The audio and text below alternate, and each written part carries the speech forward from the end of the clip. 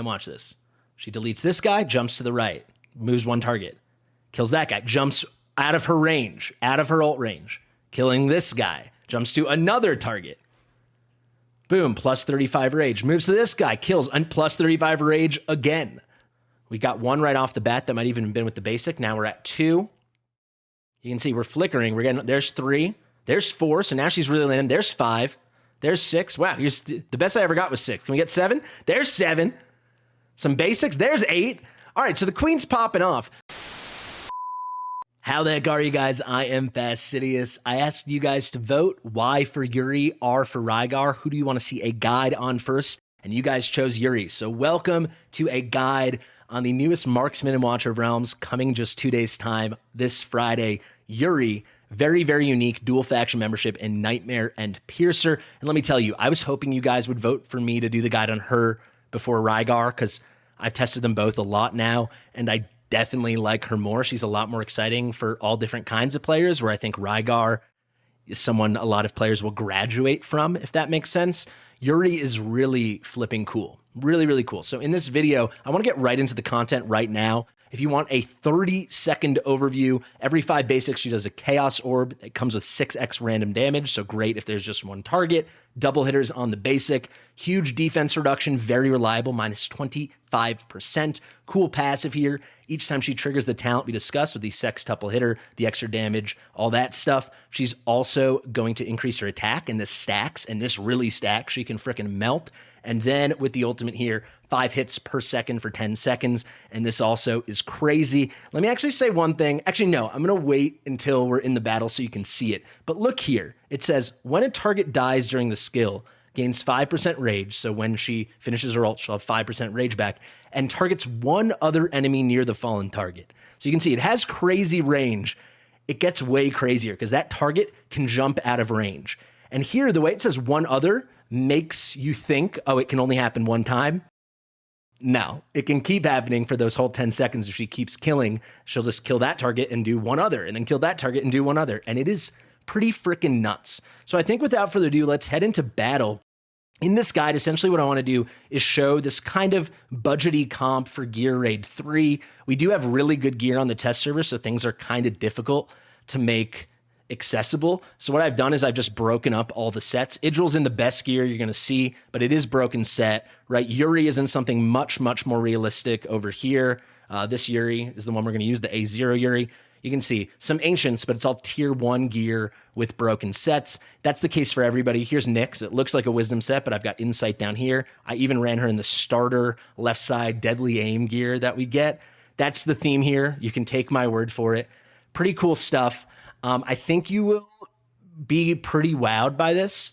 What Yuri can do is kind of nuts. So we're going to start with this kind of budget. You'll see I'm going to bring Hot Sit, and that's just because we don't have the craziest gear, and we're bringing this like kind of starter setup with lots of tier 1 stuff and only Lunaria. Hot Sit is going to be in this set. Hope you don't mind. She'll be in a wisdom set, but you can see it's not like the stats are so crazy. Lots of attack, but you know, not such crazy crit damage. Everyone's in basic artifacts too. A base Bloodbound Signet.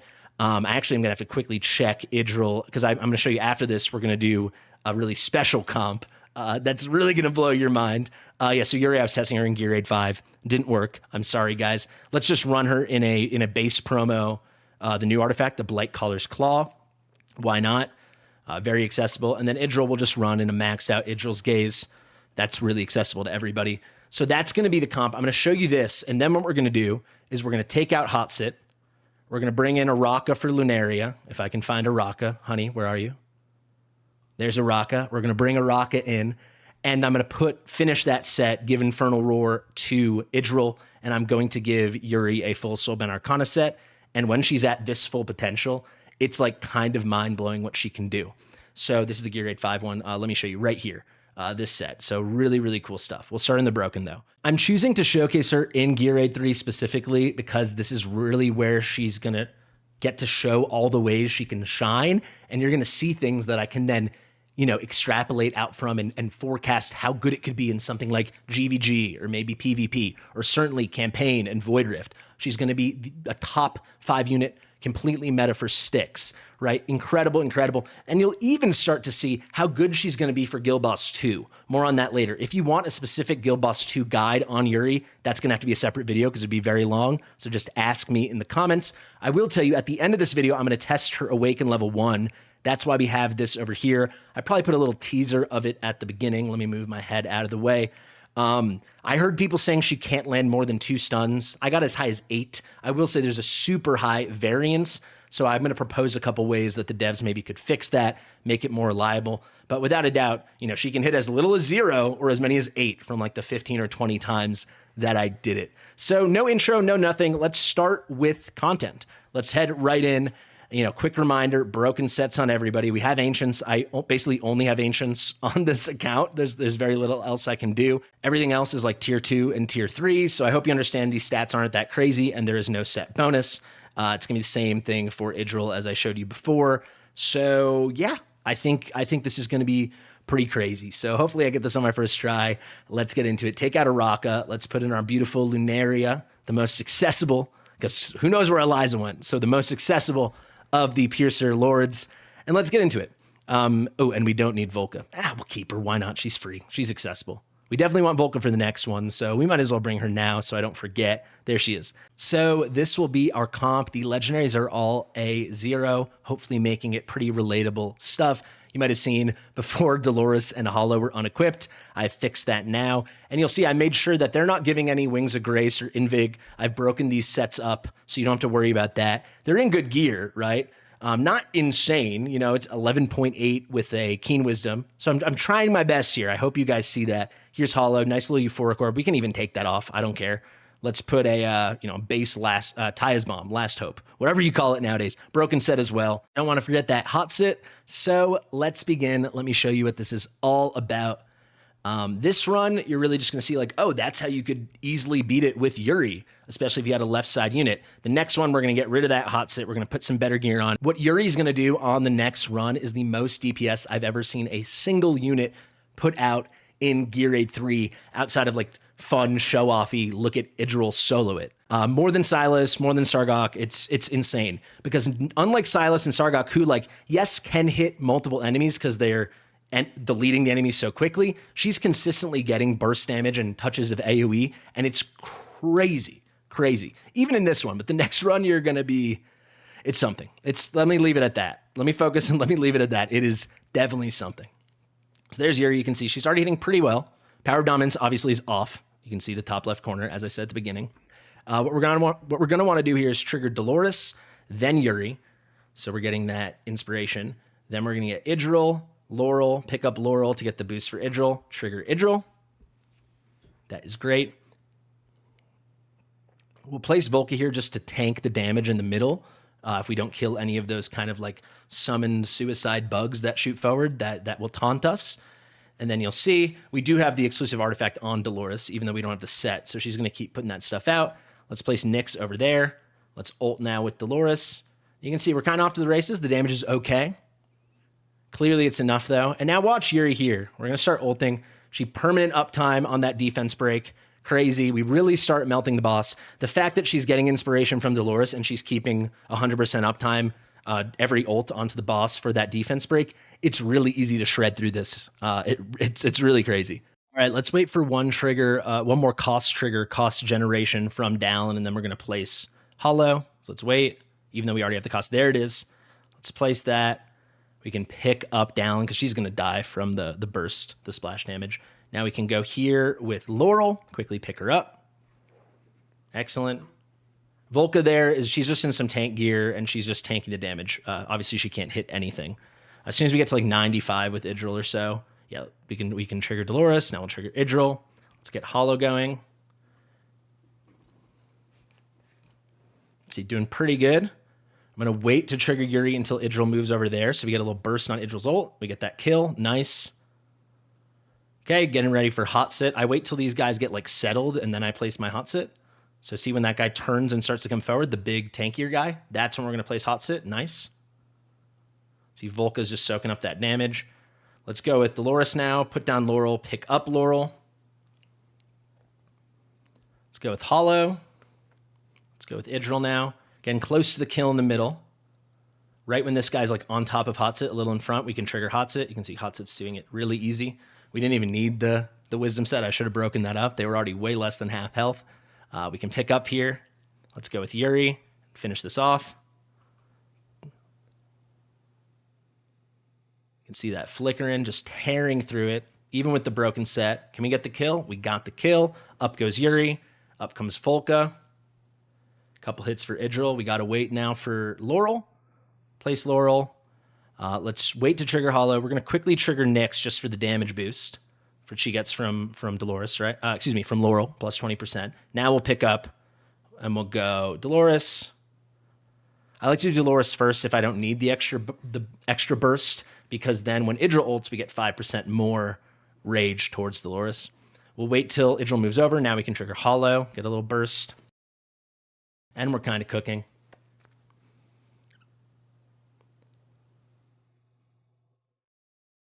Yeah, Hotsit here. And you can see the run's basically over. So that's how it goes. You know, obviously in this run, we've got the two amazing Nightmare Lords, Nightmare Piercers, excuse me. No Nightmare Lord in this one. We've got Yuri and we've got Hotsit.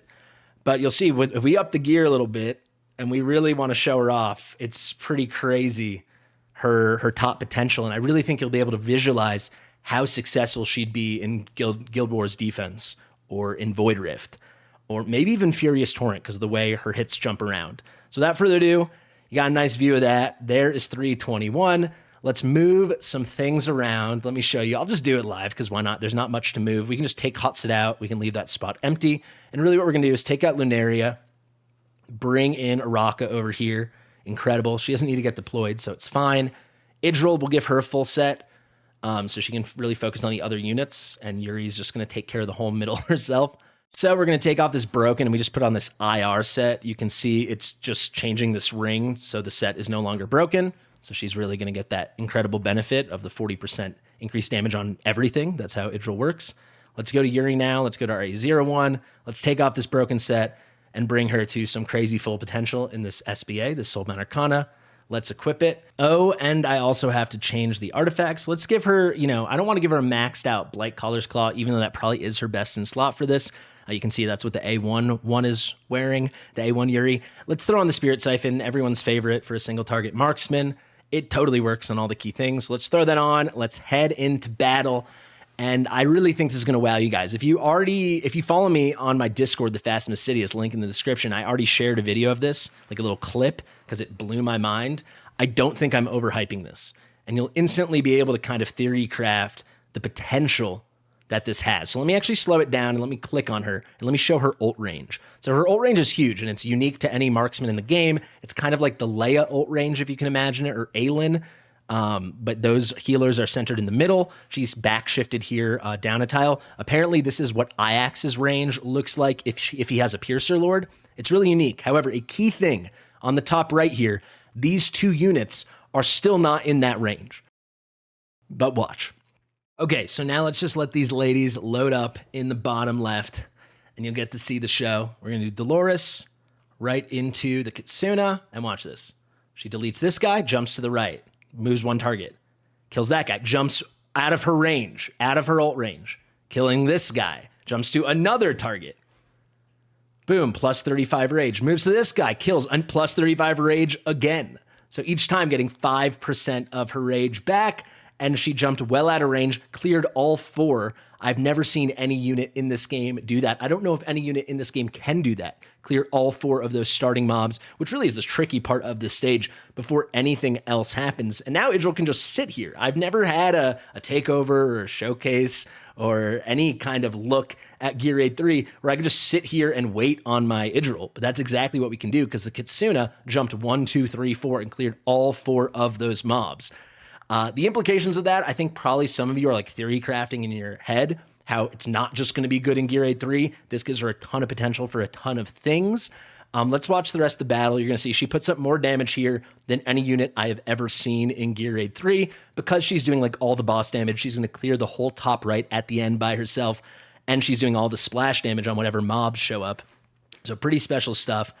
We can trigger Idril now, take out that unit. But yeah, start thinking and watching, and you can really predict in your head how good she's going to be definitively great in some content, but how really good she could be in certain things. Let's wait. Now let's trigger with Dolores. Let's wait till Volca gets hit, and we'll put Nyx over here. And now watch this. So Dolores is ulting. Dolores' ult is 22 seconds, right? The Kitsuna's ult, Yuri's ult is, actually I heard it's Kitsune is how I need to say it. It's 10 seconds, so this will line up perfectly. Just watch how quickly she melts, okay? Let's ult it. Let's even throw it on 2x so you can just watch this disappear. It's like basically Silas level. She took it from 70% to 30% in, 10 seconds. It's really remarkable. I think only Silas can put out more damage than that. It's nuts. So for certain bosses, right, like Guild Boss 1, she's going to lag behind a bit with certain things. In terms of just pure DPS, she obviously comes with the crazy debuffing and the extra support if you have the Kigiri bond as well. But for a lot of content, like this, for example, or you can imagine other things like Guild Wars, like Furious Torrent, like Styx, it's nuts. So she's not Sung Wukong, the best hero instantly for all the bosses in the game, but she's pretty dang elite. I mean, that's pretty remarkable stuff. It really is. Let's trigger Hollow here. We got Loris going still. Let's just watch her delete this. Let's watch that boss disappear, and he gone.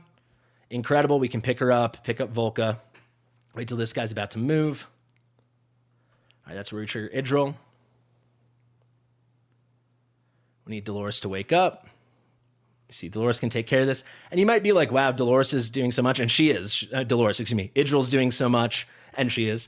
But the reason she can focus on the right is because we had the Kitsuna there taking down the entire boss and all the mobs it was summoning. So Idril could kind of be ready for this moment and can give all the aggro that is needed to the top right and deal with it so easily, right?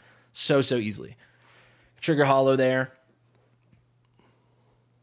Pick up Laurel now. Probably could have sat on the Hollow ult if we're being honest. Let's trigger Idril, and as soon as that one shows up, we trigger Dolores. Now let's already get ready with the Kitsuna. Let's go with Nyx here. And you'll see the Kitsuna is going to mop up the entire top right. Just a phenomenal hero. I'll even wait, because there's no big rush. We'll even wait for Laurel just to get that damage boost. Throw us on 1x. Come on, Laurel.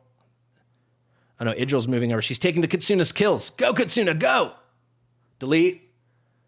Keep moving. Delete. Keep moving. Jump. Couple basics.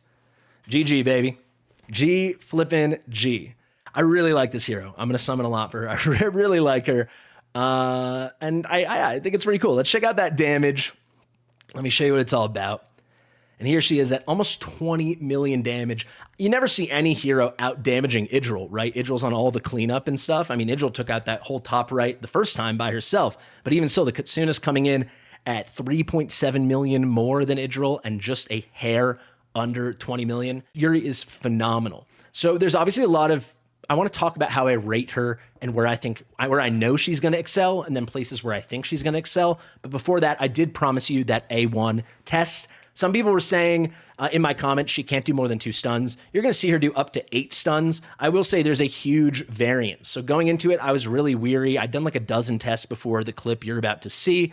I've seen as little as 0. I've seen as many as 8. It needs to be more reliable. You'll hear me discuss ways it could be. So here you go. Yuri at A1, 10% chance to stun on all damage. Is that true? Let's find out. Now, let's talk about A1 for Yuri, the Kitsuna's A1, giving her a 10% chance to stun on every instance of damage. At least that's how it explicitly reads. But you'll see in practice, though she does have the ability to land a decent amount of stuns, I'm going to show you that right now, there's so much variance, so much RNG, and sure, part of that's because it's only a 10% chance, but too infrequently are we not getting like 3, 4, 5 stuns. The best I've done is 6. The worst I've done is 0. There shouldn't be that degree of variance. And if there was, on the poles, on the extremes, it should cluster in the middle at 3, 4, 5, 6 stuns. Because, for example, during the ultimate, she does 50 instances of damage, 5 hits per second for 10 seconds. On average, that should be 5 stuns, right? Happening 10% of the time out of 50. That's 5. You'll see in practice it's not exactly like that. So let me restart it now. I've also done some timing just so you know exactly how this works. So maybe you guys didn't know this. I didn't know this till I timed it out. The stun bar, that death saw countdown bar, if you don't land any crowd control effects, no freezes, no stuns, it lasts exactly 10 seconds. For every crowd control effect, every stun in this example you land, it will last an extra 1 second. You know, if it's loading up this way, you push it back by 1 second. I timed it out. So in theory, we can use that to help us figure out, the time period within which the Kitsuna should be popping off. So it should come in about 22 seconds. We'll go on 1x here. We're going to start with the ult. So this should be 50 instances of damage. There we go. You can see that thing flickering. Look right there. Every time that flickers, every 0.2 seconds, we are resetting that thing. So far, we've landed none, which is shocking, right? At this point, it's been 9 seconds. We've landed 45 hits. You can see 90% to the bar. We know it lasts 10 seconds. We haven't landed a single one. There's one at the very end. It's kind of unbelievable, right? The chance of that is extremely low. And I'm telling you, I've done this like a dozen times now. That does happen more often than not. So I think, my theory, they're not counting every unique instance of damage, which is really bad. And I'm going to send this specific time marker, timestamp to the devs to look at this because it's pretty disappointing. I do believe they'll fix it though, because it makes no sense. What I can only think is they're only checking to see if a new stun landed like every half a second or second. So it's really capping what the potential for maximum stunnage is. Let me show you that again with the ultimate. I will also say I've got it really fast here. If you build it with a little rage regen, you can perfectly line up the ultimate with the stun bar. That's not what we did here, but it does work really well. So that's something cool to look forward to, I guess, if they fix this and you get her A1. Let's trigger this again. We got one right off the bat. That might even have been with the basic. Now we're at 2. You can see we're flickering. We're getting, there's 3. There's 4. So now she's really landing. There's 5. There's 6. Wow, the best I ever got was 6. Can we get 7? There's 7. Some basics. There's 8. All right, so the queen's popping off, but I do believe this is a great example of just really good RNG. I don't think they're counting all of our hits. There, though, maybe that convinces me otherwise. 8 stuns for the Kitsuna. Someone was telling me, some content creators were saying she couldn't do better than 2 stuns. Not very consistently, but not so infrequently. We're getting 3, 4, 5 stuns. I've never gotten 8. That's the best we've seen. Previously, my best was 6. But also, far too frequently, we're getting like 0 or 1 or 2. So now what I want to show you is I'm not going to trigger the ultimate. I'm going to let her do her basics. So remember, every basic, I've got her lightning quick. I'll show you this after. She's at like 670 attack speed, I believe, or maybe it's 570. I'll show you. But every hit should be a double hitter. She does 2 hits per basic, so each one of those should come with a 10%. And then every 5 basics, she does an additional sextuple hitter, a 6x hitter. So if you do that math, every 5 seconds, the 5 double hitters plus the 6x, she should be putting out 16 hits every 5 seconds. This lasts for 10 seconds, so it should be 32 hits. In general, we should see on average 3 stuns. There's 1. Oh, there's 2. There's 2. It is possible, right? I would say I've probably tested this between 10 and 15 times. Maybe I did it 12 or 13 times before this. You see me do it 3 times now. I guess these are fairly low numbers. 32 hits if you don't ult, 50 hits if you do. But let me show you one more. Let's do one more without the ult. So there she goes. There's 1. There's 2. There's 3. There's 4. I actually got a ton there. I think I stand corrected. I think it is working. I just think you need to brace yourself for variance, right? So we saw the crazy 8. There's 5. The best I'd ever done off the basic attacks was 3. So we're doing better now. Maybe I just need to test this out more. So I'm glad I'm checking this live. Let's restart and do it one more time. Let's test that ult. So yeah, I would say she's a really reliable second stunner as long as you're sure you can get stuns the other way. And if you're deep in a battle and you know you need 12 stuns and you're counting on the Kitsuna for like 3 or 4 or 5 or more stuns, I don't think you can count on that. But you can see when it goes well, like that 8 was insane. Let's ult again here. It's flickering. And there we got 1, right? It's really... Maybe there isn't a glitch. I don't know. You know what? I'm going to send them the timestamp, and I'm basically just going to ask, like, is this a glitch? Like, I don't even know anymore. But the variance is pretty crazy. I would suggest they make it 20% or 15% or double check that they're counting every instance of damage. Because I think as it stands now, it's just not reliable enough. She got 1 there with her basic. Now 1 with the ult. 2 with the ult. So there's 3. I think usually I'm seeing between 1 and 3, but as you saw, like it can go really good. Let's do one final go. Do one final go here. Let's get the ultimate. There's 1, 2, 3. Yeah, so people who are saying she can't do more than 2, that's obviously not true. 4. But for sure, if anyone was saying it's inconsistent and you don't really know what to expect, that's without a doubt. Let's let her do it one more time just with her basic here. And this is how we'll end it. Kind of crazy we got those 6 of the basic. But here we only got 1. There's 2. There's 3. Feels like the average is about 3, which is about what it should be for the basics. Maybe with the basics, I'm seeing like 2 more than 3 or 1. With the ultimate, it should be 5. I think if there was a way they could lock it in, maybe every 5 hits, you get a stun, something like that. Or every let's call it every 10 hits, 5 hits might be OP.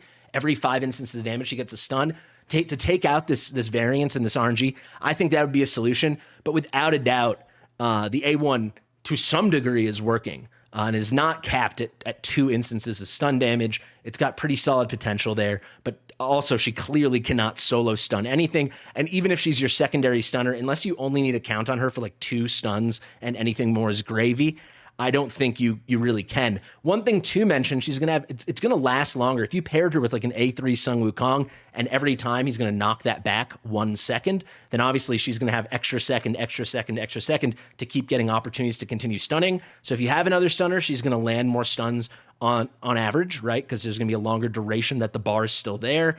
But yeah, I'd say she's a good supplemental stunner, but you can't rely on her as it is now.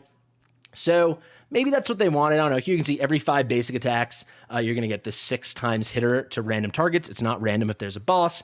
All of her basics are double hitters. And here with the A1, you can see when dealing damage, there's a 10% chance of inflicting the stun. I'll show you the 50x hitter on the ult. I know we talked about this in the beginning of the video, but you can see 5 hits per second, lasts for 10 seconds. So it's not bad. She cannot solo stun. And I would say you can't really count on her for anything more than a couple extra stuns at best, but there is potential to get 8 stuns, as you saw. So that's her A1. I hope they fix it to make it more reliable, more consistent. So there you have it, guys. Yuri, the Foxfire Kitsune. Very, very cool hero. Tons of potential. I think some people are expressing disappointment because they just think every new hero needs to be OP boss killer Sung Wukong level. She's still good at bosses. If you can get her awaken level 3, I guess we haven't discussed her awakenings besides A1. Here's the 10% chance of stun. Plus 300 attack is phenomenal because her base stats aren't good. Her A3 here, damage increases as the number of targets in basic range decreases. So if there's just one target, it's 40%. 5 or more targets, it's 8%. So if you can get this A3 a lot better against bosses, you're not going to see it manifest as a 40% boost. It's 40% that gets added on top of all the other damage increases. So to explain that, right, because this is a key part of the game a lot of people don't understand. Let's say normally without any damage increases, right, she would do 100 damage. Now, with a bunch of other damage increases, they add up to 100%. That means she's going to do 200 damage, right? If you add this 40% on, that 40% is not applied to the 200 now. The new, post equation number, it's applied to the original 100 damage. So it's 140%, the 100 plus the 40 added to the original 100. So she would now do 240. So if you were seeing 200 damage and then you're like, she's not jumping up by 40% to 280, she's jumping to 240.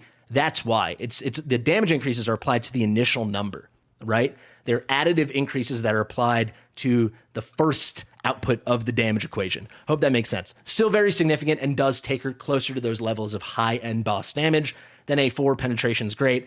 A5 reduces AoE damage incoming. This is just damage coming to her. It's pretty cool. Here are those base stats we were discussing. 3,725 attack. It's on the low end of a legendary marksman, not basement level. They all exist in this like 3,700 to 3,900 range. Very comparable to Hotsoot.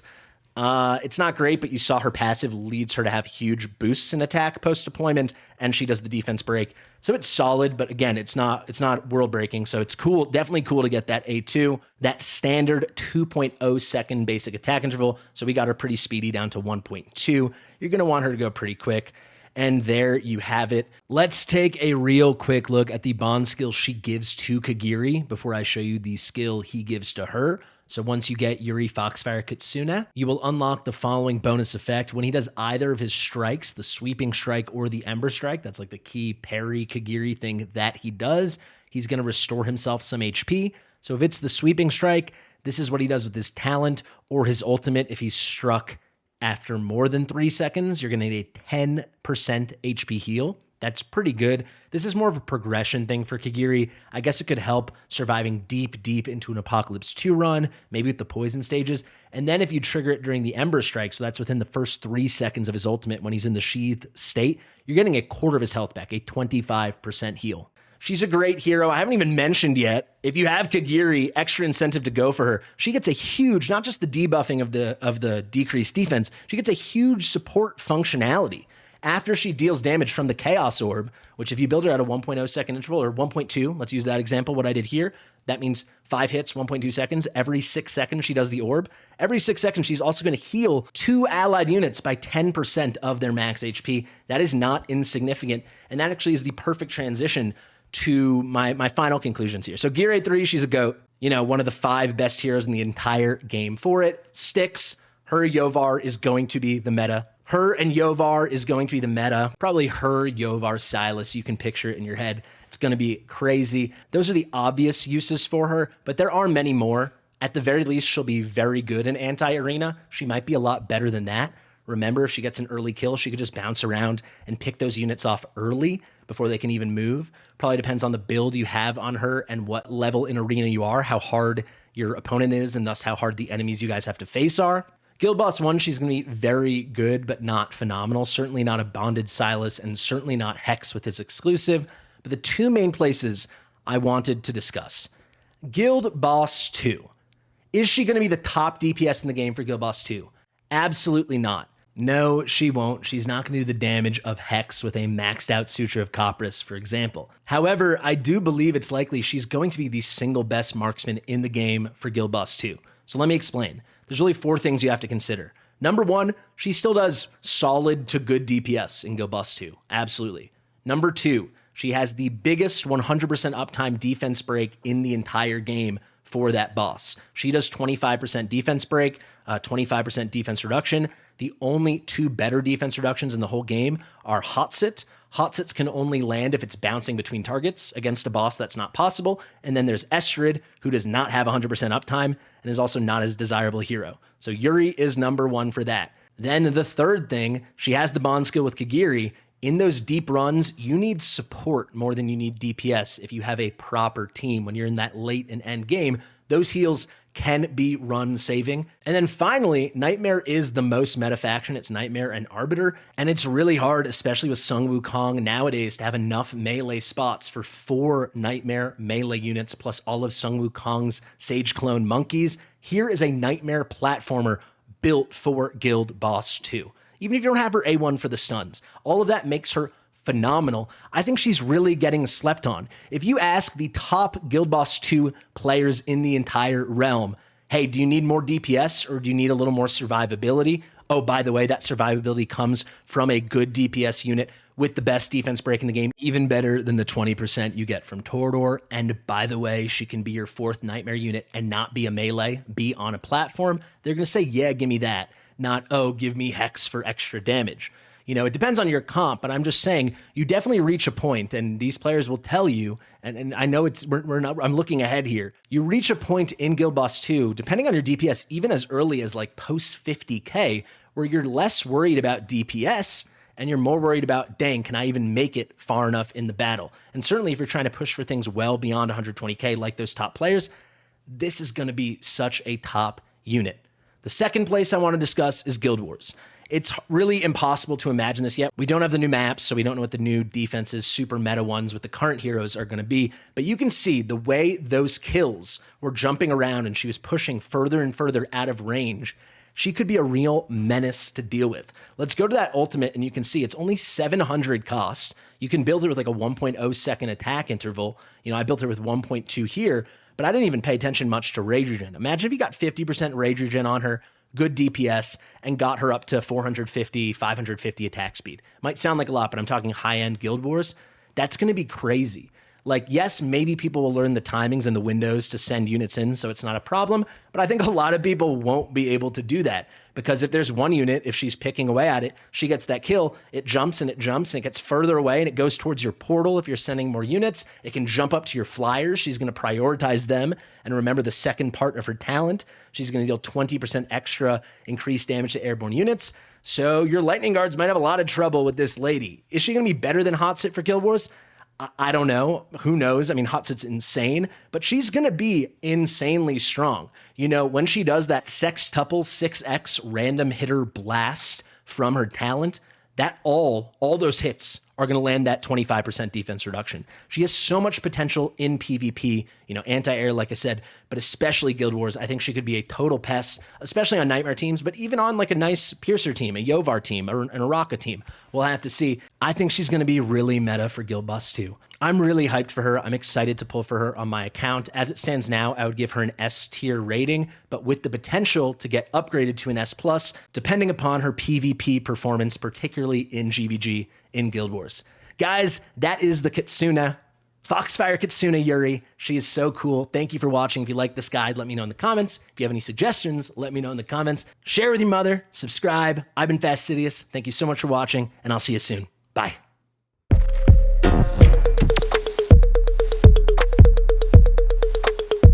Fastidious.